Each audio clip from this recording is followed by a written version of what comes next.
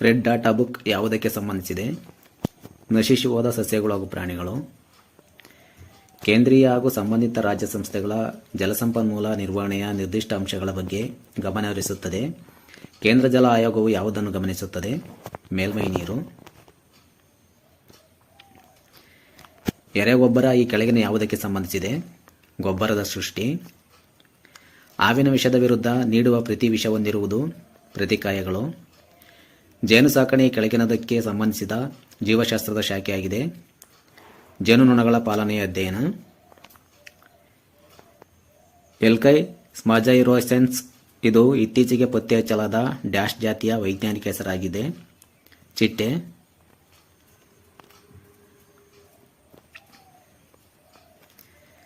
ಹಣ್ಣುಗಳನ್ನು ಕೃತಕವಾಗಿ ಪಕ್ವಗೊಳಿಸಲು ಉಪಯೋಗಿಸುವ ಅನಿಲ ಅಸಿಟಲಿನ್. ಮುತ್ತು ಮುಖ್ಯವಾಗಿ ಕೆಳಕಂಡ ಯಾವುದರಿಂದ ಮಾಡಲ್ಪಟ್ಟಿದೆ? Calcium carbonate. ಮೀನು ಉಸಿರಾಡುವುದು ಇದರ ಸಹಾಯದಿಂದ. ಪುಪ್ಪಸ. ಅತಿ ಹೆಚ್ಚು ಕಾಲ ಬದುಕಬಲ್ಲ ಪ್ರಾಣಿ ಯಾವುದು? ಆಮೆ.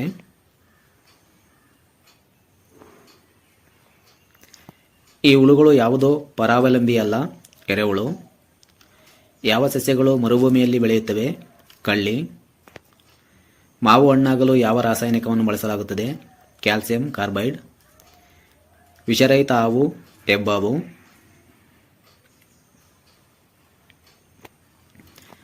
ತೆಂಗು, ಅಡಿಕೆ ಮತ್ತು ಖರ್ಜೂರದ ಮರ ಈ ಕುಟುಂಬಕ್ಕೆ ಸೇರುತ್ತದೆ. ಪೊಯೇಸಿಯೆ. ಕೆಳಗಿನವುಗಳಲ್ಲಿ ಯಾವುದು ಆಂತರಿಕ ಚಿಪ್ಪು ಹೊಂದಿದೆ? ಸೆಪಿಯಾ.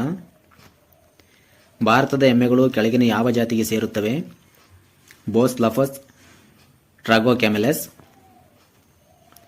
ಕೆಳಗಿನ ಯಾವುದರಿಂದ ಜಿಲೆಟಿನ್ ಪಡೆಯಲಾಗುತ್ತದೆ? ಎಲುಬುಗಳು, ಗೊರಸುಗಳು ಮತ್ತು ಕೊಂಬುಗಳು.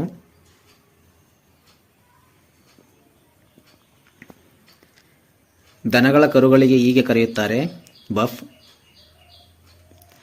ಕೆಳಗಿನವುಗಳಲ್ಲಿ ಯಾವುವು ಕರ್ನಾಟಕದ ಭಾರ ಎಳೆಯುವ ತಳಿಗಳು? ಹಳ್ಳಿಕಾರ್ ಮತ್ತು ಅಮೃತ್ ಮಹಲ್.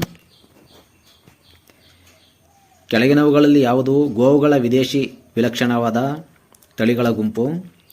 ಆಲ್ಸ್ಟೀನ್, ಐರ್ಫೈರ್ ಜೆರ್ಸಿ. ಜೀರ್ಣಾಂಗ ವ್ಯವಸ್ಥೆ ಹಾಗೂ ಉಸಿರಾಟ ವ್ಯವಸ್ಥೆ ಇವೆರಡಕ್ಕೂ ಸೇರುವ ಭಾಗ ಇದು, ಟ್ರೇಕಿಯಾ. ಕೆಳಗಿನ ಯಾವುದರ ಕೊರತೆಯಿಂದ ಹಸುಗಳು ಹಾಲು ಜ್ವರ ಉಂಟಾಗುತ್ತದೆ? ಕ್ಯಾಲ್ಸಿಯಂ.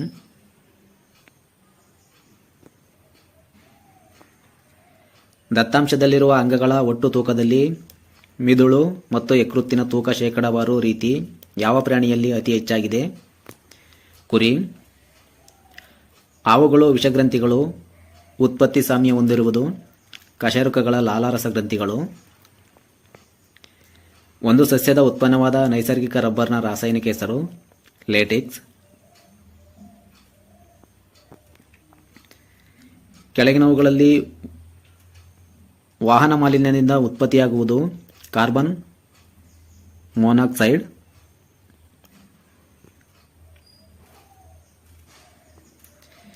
ವಾತಾವರಣದಲ್ಲಿ ಕೆಳಗಿನ ಯಾವುದು ಹೆಚ್ಚಿನ ಅಂಶವನ್ನು ಹೊಂದಿದೆ? ಸಾರಜನಕ. ವಾತಾವರಣದ ಯಾವ ವಲಯದಲ್ಲಿ ಓಜೋನ್ ಪದರ ರೂಪುಗೊಳ್ಳುತ್ತದೆ? ಸ್ವಾಟೋಸ್ಫಿಯರ್. ಕೃಷಿ ಭೂಮಿಯಿಂದ ಅಧಿಕ ಪ್ರಮಾಣದ ಸಾರಜನಕವು ಕೆರೆ ಮತ್ತು ಇತರ ನೀರಿನ ತಾಣಗಳಿಗೆ ಬಿಡುಗಡೆಯಾಗುವುದರಿಂದ ಅಲ್ಲಿ ಆಲ್ಗೆ ಮತ್ತು ಜಲಸಸ್ಯಗಳು ಅಧಿಕವಾಗಿ ಬೆಳೆಯತೊಡಗುತ್ತವೆ. ಜೀವಶಾಸ್ತ್ರದಲ್ಲಿ ಈ ವಿದ್ಯಮಾನವನ್ನು ಹೀಗೆ ಹೇಳುತ್ತಾರೆ, ಯುಟ್ರೋಫಿಕೇಶನ್.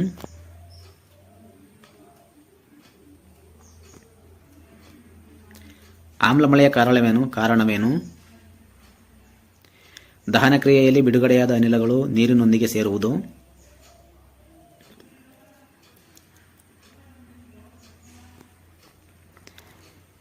ಯುಟ್ರೋಫಿಕೇಶನ್ನಿನ ಪರಿಣಾಮವಾಗಿ ಜಲರಾಶಿಗಳಲ್ಲಿ ಕರಗಿರುವ ಓಟು ಕಡಿಮೆಯಾಗುತ್ತದೆ.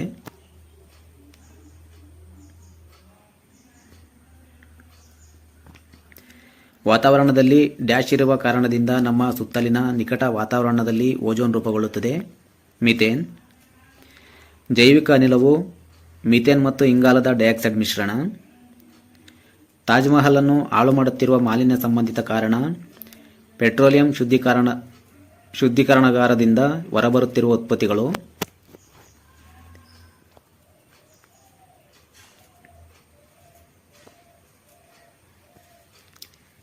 ಧೂಮಪಾನ ತ್ಯಜಿಸಿದ ನಂತರ ವ್ಯಕ್ತಿಯ ಶ್ವಾಸಕೋಶ ಕೊಂಚ ಸುಧಾರಣೆ ಕಾಣಲು ಕಾರಣವೇನೆಂದರೆ ಕಾರ್ಬನ್ ಮೊನಾಕ್ಸೈಡ್ ಕಡಿಮೆಯಾಗುವುದು. ಮಣ್ಣಿನಲ್ಲಿ ಕಂಡುಬರುವ ಆಮ್ಲ ಹ್ಯೂಮಿಕ್ ಆಮ್ಲ.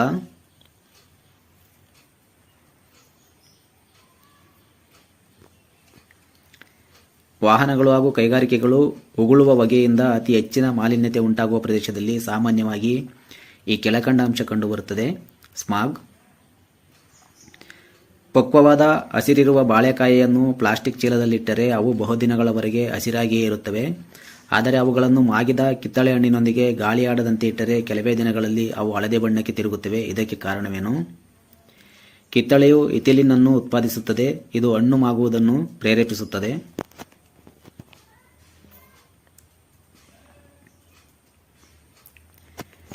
ಈ ಮುಂದಿನ ಅನಿಲಗಳಲ್ಲಿ ಯಾವುದು ವಾಯುವನ್ನು ಮಲಿನಗೊಳಿಸುತ್ತದೆ? Carbon dioxide. ಈ ಕೆಳಗಿನವುಗಳಲ್ಲಿ ಯಾವ ಇಂಧನವು ಕನಿಷ್ಠ ಪರಿಸರಾತ್ಮಕ ಮಾಲಿನ್ಯಕಾರಕ? ಹೈಡ್ರೋಜನ್. ಮಾಂಟ್ರಿಯಲ್ ಪ್ರೋಟೋಕಾಲ್ ಒಪ್ಪಂದವು ಯಾವುದಕ್ಕೆ ಸಂಬಂಧಿಸಿದೆ? ಓಜೋನ್ ವಿನಾಶದ ಪರೀಕ್ಷೆಗಾಗಿ. ಈ ಪರಿಸರ ಮಾಲಿನ್ಯಗಳ ಪೈಕಿ ಯಾವುದು ಆಮ್ಲಮಳೆಗೆ ಕಾರಣ? Sulphur dioxide. ಕೆಳಕಂಡ ಮಾಲಿನ್ಯದ ಪ್ರಯುಕ್ತ ಮನುಷ್ಯನ ರಕ್ತದಲ್ಲಿನ ಆಮ್ಲಜನಕ ರವಾನಿಸುವ ಸಾಮರ್ಥ್ಯ ಕಡಿಮೆಯಾಗುತ್ತದೆ. Carbon monoxide. ಆಮ್ಲಮಳೆಗೆ ಮುಖ್ಯ ಕಾರಣ ವಾಯುಮಾಲಿನ್ಯ.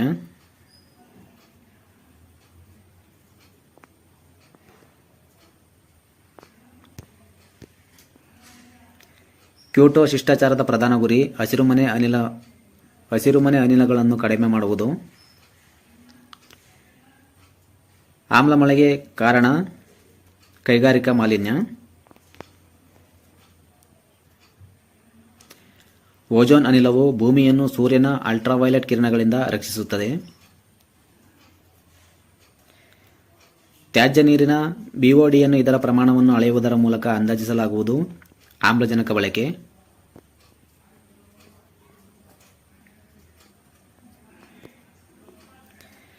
ಡಿಟಿಟಿ ಸಂಬಂಧಿಸಿದಂತೆ ಯಾವುದು ಸತ್ಯ? ಇದು ಒಂದು ಸರಳ ಸಂಯುಕ್ತಗಳಿಗಾಗಿ ಒಡೆಯಲು ಸಾಧ್ಯವಿಲ್ಲದ ಮಲಿನಕಾರಿ. ಹೆಚ್ಚಿನ ಜೈವಿಕ ಆಮ್ಲಜನಕ ಬೇಡದ ಏನನ್ನು ಸೂಚಿಸುತ್ತದೆ? ಹೆಚ್ಚಿನ ಮಟ್ಟದ ಸೂಕ್ಷ್ಮಾಣುಜೀವಿ. ಮೈಕ್ರೋಬಿಯಲ್ ಮಾಲಿನ್ಯ.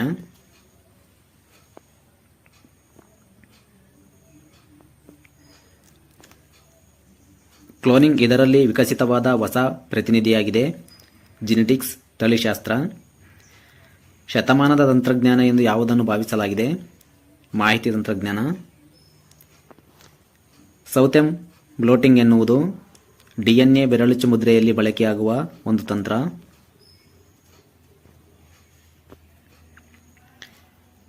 ನಿಷ್ಕೃಷ್ಟ ಕೃಷಿಯು ಒಂದು ವೈಜ್ಞಾನಿಕ ಪ್ರಯತ್ನವಾಗಿದ್ದು ಇದು ಕೃಷಿ ನಿರ್ವಹಣೆಯನ್ನು ಸುಧಾರಿಸಲು ಮಾಹಿತಿ ತಂತ್ರಜ್ಞಾನ ಮತ್ತು ಉಪಗ್ರಹಾಧಾರಿತ ತಂತ್ರಜ್ಞಾನದ ಅನ್ವಯದಿಂದ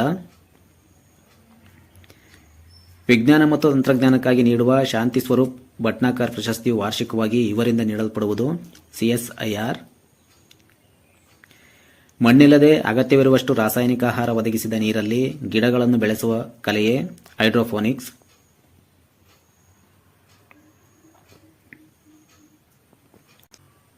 ಬೀಟಿ ಹತ್ತಿ ಎಂಬ ಶಬ್ದದಲ್ಲಿ ಬೀಟಿ ಎಂಬುದು ಏನನ್ನು ಸೂಚಿಸುತ್ತದೆ?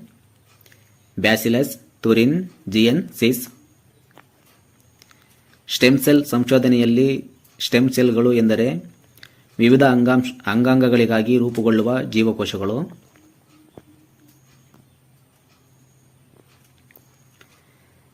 ವೈದ್ಯಕೀಯ ಉಪಯೋಗಕ್ಕಾಗಿ ಪ್ರಸ್ತುತ ಸ್ಟೆಮ್ ಸೆಲ್ಸ್ ಅಥವಾ ಕಾಂಡಕೋಶಗಳ ಬಗ್ಗೆ ವ್ಯಾಪಕವಾಗಿ ಅಧ್ಯಯನ ಮಾಡಲಾಗುತ್ತಿದೆ. ಈ ಕಾಂಡಕೋಶಗಳನ್ನು ಈ ಮುಂದಿನ ಯಾವುದರಿಂದ ಪಡೆಯಲಾಗುತ್ತದೆ? ಮಾನವ ಭ್ರೂಣ. ಪ್ರಣಾಳ ಶಿಶು ಎಂದರೆ ವಿಟ್ರೋ ಫರ್ಟಿಲೈಸೇಷನ್ ಮತ್ತು ಭ್ರೂಣ ಬದಲಿಸುವಿಕೆ.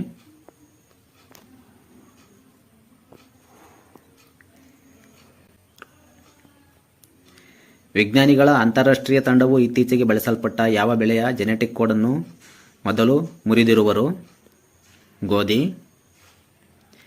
ಡಿಎನ್ಎ ಬೆರಳಚ್ಚು ತಂತ್ರಜ್ಞಾನವು ಉಪಯೋಗಿಸಲ್ಪಡುವುದು ಅಪರಾಧ ತನಿಖೆಯಲ್ಲಿ. ಮಣ್ಣು ಇಲ್ಲದೆ ಸಸ್ಯಗಳನ್ನು ಬೆಳೆಸುವ ವಿಧಾನ ಯಾವುದು? ಹೈಡ್ರೋಫೋನಿಕ್ಸ್. ಅಸಂಖ್ಯಾತ ವಿಭಜನೆಗೊಂಡು ಬೇರೆ ವಿಶಿಷ್ಟ ಜೀವಕೋಶಗಳನ್ನು ಮಾಡುವ ಸಾಮರ್ಥ್ಯವುಳ್ಳ ಕೋಶವನ್ನು ಹೀಗೆ ಕರೆಯಲಾಗುತ್ತದೆ, ಸ್ಟೆಮ್ ಕೋಶ.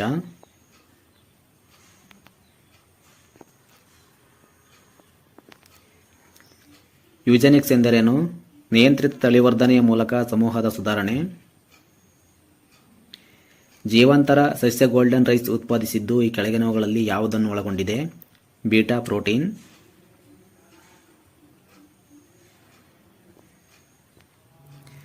ಬೀಜರಹಿತ ಟೊಮೆಟೊ ಹಣ್ಣುಗಳನ್ನು ಈ ಮೂಲಕ ಉತ್ಪಾದಿಸಲು ಸಾಧ್ಯ. ಟೊಮೆಟೊ ಕೃಷಿ ಭೂಮಿಗೆ ಸೂಕ್ಷ್ಮ ಪ್ರಮಾಣಿಕ ಮೂಲ ಧಾತುಗಳನ್ನು ಒದಗಿಸುವ ಮೂಲಕ.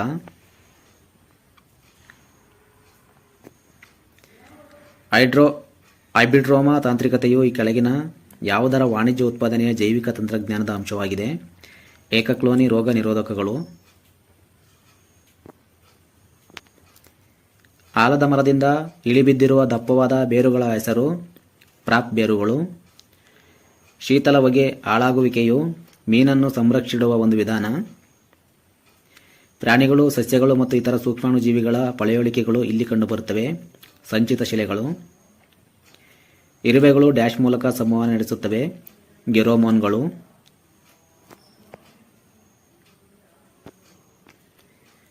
ಒಂದು ಗೊತ್ತಾದ ಆಹಾರ ಸರಪಳಿಗೆ ಸೇರಿದ ಈ ಕೆಳಗಿನ ಯಾವ ಜೀವಿಯ ದೇಹದಲ್ಲಿ ಅಪಾಯಕಾರಿ ರಾಸಾಯನಿಕವು ಹೆಚ್ಚಿನ ಪ್ರಮಾಣದಲ್ಲಿರುತ್ತದೆ? ಮಿಂಚುಹುಳ. ರಾಸಾಯನಿಕ ಜೀವ ವಿಕಾಸವನ್ನು ಮಂಡಿಸಿದ ವಿಜ್ಞಾನಿ ಡಾರ್ವಿನ್. ಮರದ ವಯಸ್ಸನ್ನು ಇದರಿಂದ ಹೇಳಬಹುದು.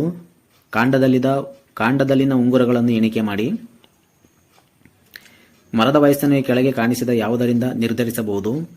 ಅದರ ಕಾಂಡದ ವಾರ್ಷಿಕ ಬೆಳವಣಿಗೆಯ ಸುತ್ತ ಸುರುಳಿಗಳನ್ನು ಎಣಿಸುವುದರಿಂದ.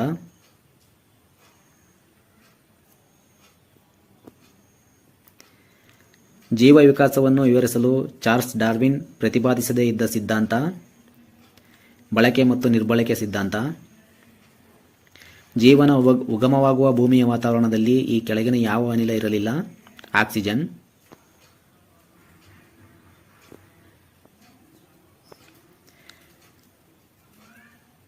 ಅನುವಂಶೀಯತೆಗೆ ಸಂಬಂಧಿಸಿದ ನಿಯಮಗಳನ್ನು ನಿರೂಪಿಸಿದ ವಿಜ್ಞಾನಿ ಮೆಂಡಲ್. ಅಂಗಗಳ ಉಪಯೋಗ ಮತ್ತು ಅನುಪಯೋಗ ಎಂಬ ಸಿದ್ಧಾಂತವನ್ನು ವಿವರಿಸಿದನು ಲಾಮಾರ್ಕ್. ಈ ವಿಡಿಯೋ ನಿಮಗೆ ಹೆಲ್ಪ್ ಆಗಿದ್ರೆ ಲೈಕ್ ಮಾಡಿ, ನಿಮ್ಮ ಫ್ರೆಂಡ್ಸ್ ಜೊತೆ ಶೇರ್ ಮಾಡಿ.